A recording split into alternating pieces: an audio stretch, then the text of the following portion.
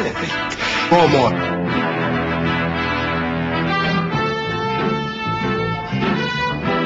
Jos mä näen kamerassa, niin sen jälkeen sua ei tunnista edes äitis. Homoja. Haluut sä turpaas?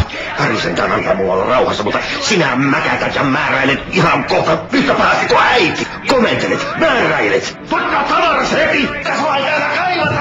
Haluut sä turpaas? Yritä jossain muualla.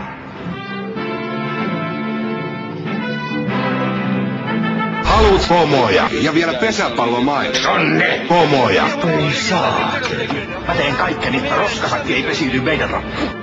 Voisit sä pitää jotain ääntä, etkä hiippailla tuolla tavalla ihmisiä säikyttelemään? Kerro asiasta poliisi. Homo.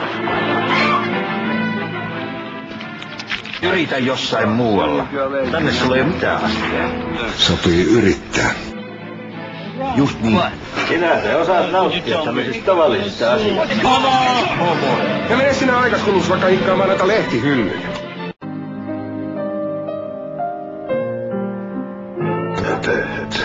Mitä helkkaria sä täällä luuhaa? Minä en aio siihen alistua. Homoi.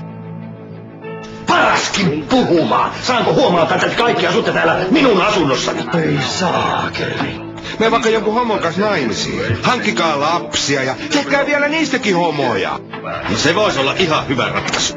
Saanko huoneuttaa, että Onnilla on toinenkin koti, jonka sinä omistat?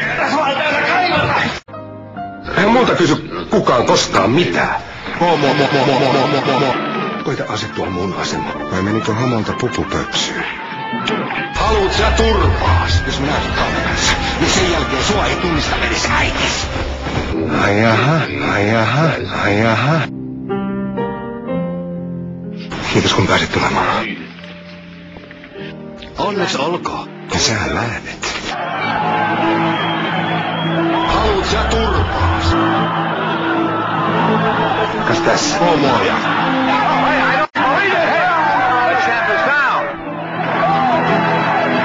Kerro asiasta poliisi. Siitä sait. Haluut sä turpaas? Homo. Sen jälkeen sua ei tunnista edes. Laula se voi pupu. Kato nyt. Asiakkaatkin lähtee täältä pois, kun se riepuu. Homo. Haluut sä turpaas? Missä? Homoja.